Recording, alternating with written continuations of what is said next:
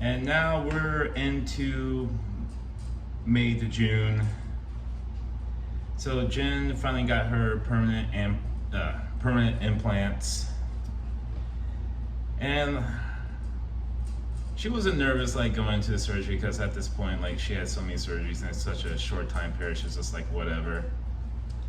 But like I was nervous. Like I was nervous, even though like it was an outpatient procedure. Just I don't know. You just never know. But it went well, and I picked her up, and she was a little woozy, like coming out of the anesthesia, per usual, and got her into the car and leaned her back, got the seatbelt on, and put pillows around so they wouldn't touch her drains. And I remember she was just gripping my forearm because like when we were driving home on the interstate, which was fucking nerve-wracking because Las Vegas people drive like shit. Like I always know like when she's in more pain than she wants to tell me because like she'll grip my forearm, like her death grip with her man hands, and she'll only speak Spanish to me. But further along, like skipping ahead a little bit, after she was fully recovered and she was good to go, drains out, I just remember her like just standing in front of the mirror, and she wasn't really happy how her boobs sit. Like I believe the right one was like pretty just perky and just set there like normal, and the left one was like kind of like off to the side and had like some like skin stretch marks with it too. And just remember her just looking in the mirror and just like throwing her hands up and dropping down. She's just like, if I knew they would look like this, like when I got them. And I just came behind her and picked those things up. I'm like, babe, you make these fake titties look good. Don't you worry about it.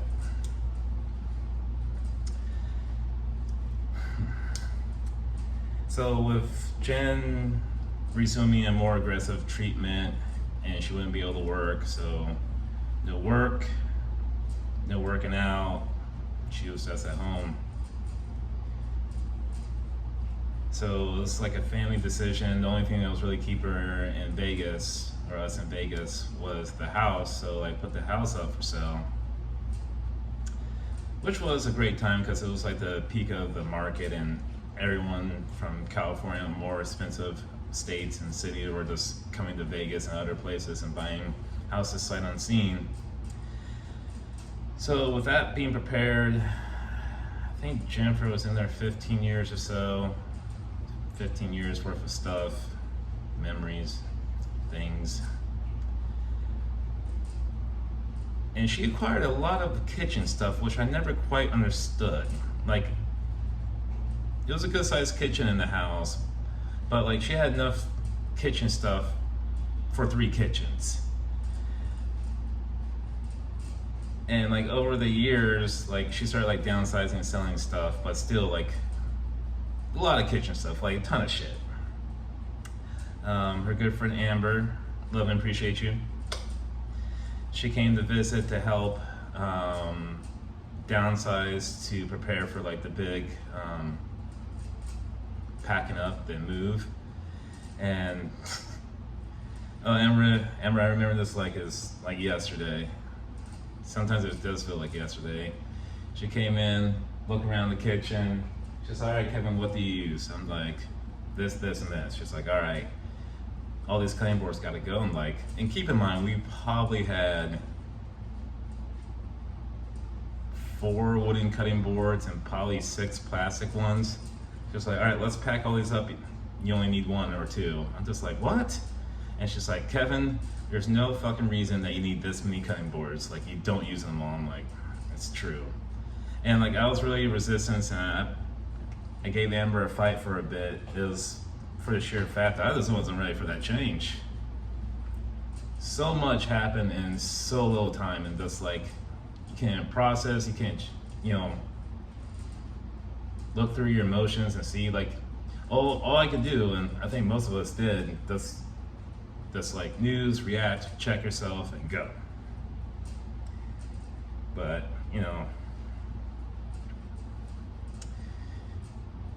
Amber came in, she knew her mission. she executed it well, got my ass going, and Amber, if you didn't start that process,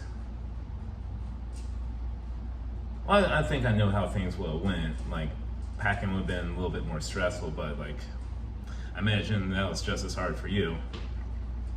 I appreciate it. Then at this time, her sister, Sharon, came out. It's funny, me and her sister have like a fun relationship. Every time we see each other, she's like this big to me. We put our heads down on each other, be like, "Did you miss me?" Like, yeah. Anyways, she came out.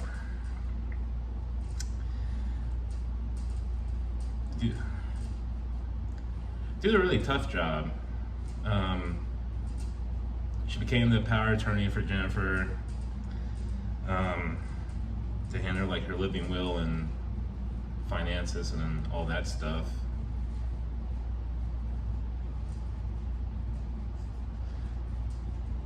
I can't imagine doing that. Just handling like a champ. Sure, I can imagine how fucking tough that was to hear Jennifer say, "I want this to go here, and I want my final wishes to be ABC or whatever."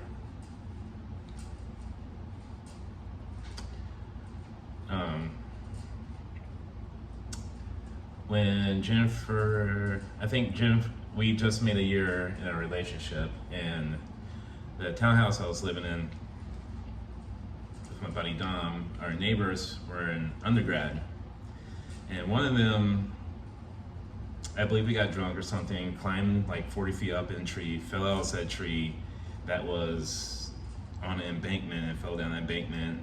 He had a traumatic brain injury, and he was in a medical-induced coma for a bit. And like I talked about this with roommate Dom. It's just like, guy talk. And Jennifer, I believe she came over that weekend or the weekend after the neighbor fell down or took a journey. So I know the dude's totally okay. Like, he's finished school. Like, he's cool. I just looked at her and I'm just like, that's your way out. Go find a cooler guy, but make sure he doesn't have bigger calf muscles than me. I have severely chicken legs. And she just looked at me and she's just like, I would stick with you.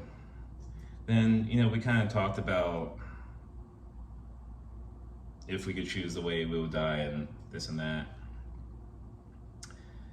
And she was just like, oh, I want to be on the beach with all my friends drinking champagne, then just a big asteroid just lands on the earth, and she's like, I'd be good with that. I'm like, okay.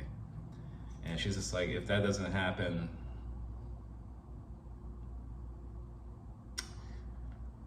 I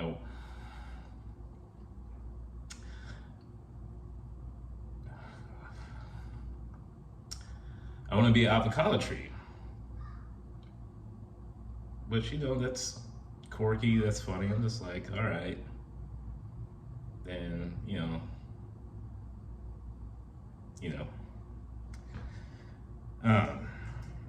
So the call to action for this video, when the family decision was made to put the house on the market, I have a really good friend that does real estate. So I called him up, like, hey, I need a realtor in like Vegas, like, who do you know? And whatnot. He says, yeah, I got this guy, give me his number. Like, I called him the next day. Then that night, talked to Jennifer. It's like, hey, I got this guy.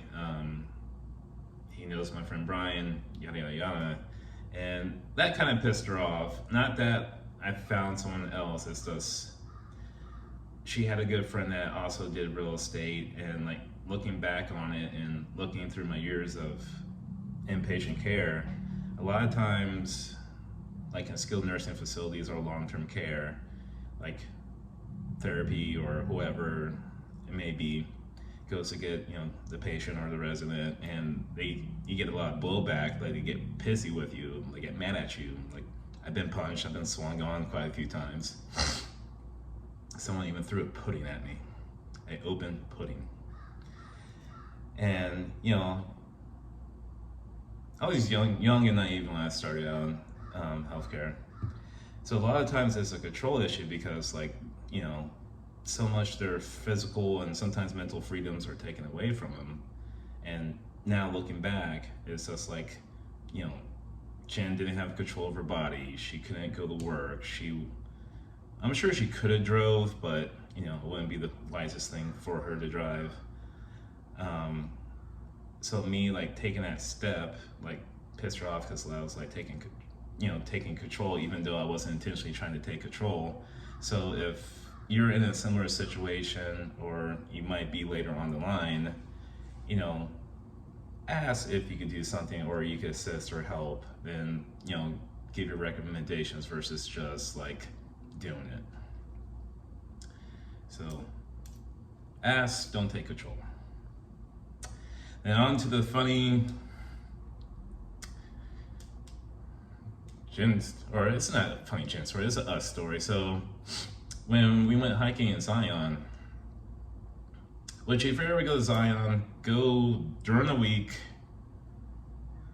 not in the summertime, because it was jam-packed of anyone and everyone. Like, there was dudes there hiking leather pants and dress shoes through these narrows, and I don't know if it's level of confidence or just stupidity. But anyways, after we do the hike, we go back into the city of Zion and we go to a brewery and we get some food and we get some beers. And I bring out the beers and we're sitting on a picnic table, a small one. And we're sitting like, you know, butt cheek to butt cheek, like normal. And she wanted to take a picture of us with her beers. And so I have the camera, holding the camera out like this. You got the beer, and I turn my face to like go kiss her and push my face violently into her face, as I normally would do. And that picnic table started tipping back, and it flipped us back, and our beers went everywhere, glass was broken, and we're just on the ground like just looking at each other. And she's like, "Kevin," and we just started laughing, and I kissed her again. And that's the time I wasted $12 of beer in Utah.